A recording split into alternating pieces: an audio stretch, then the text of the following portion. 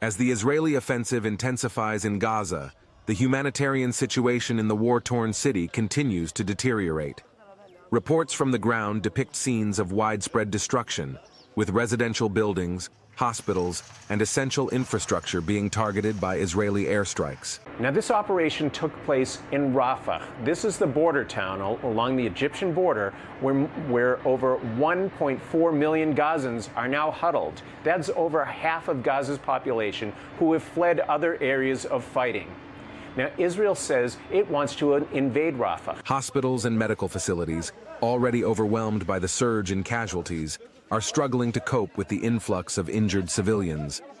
The shortage of medical supplies and personnel has severely hampered their ability to provide adequate care to those in need, further exacerbating the humanitarian crisis. Now the Israeli incursion into Rafah is going to cost so many lives. I hope it doesn't happen.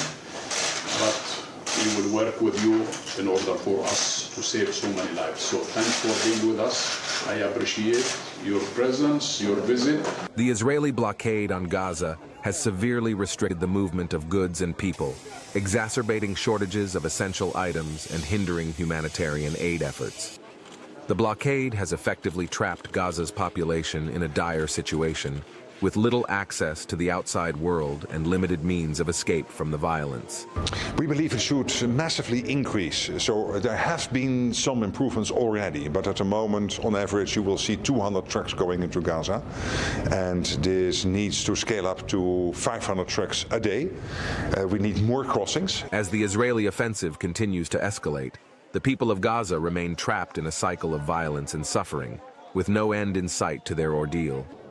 The urgent need for humanitarian assistance and a lasting ceasefire has never been more apparent as the death toll rises and the humanitarian crisis deepens. A potential full-fledged military incursion into Rafah, where some 1.5 million Palestinians are packed against the Egyptian border with nowhere further to flee, is terrifying.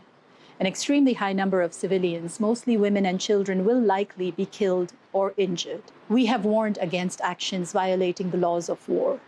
The prospect of such an operation into Rafah risks further atrocity crimes.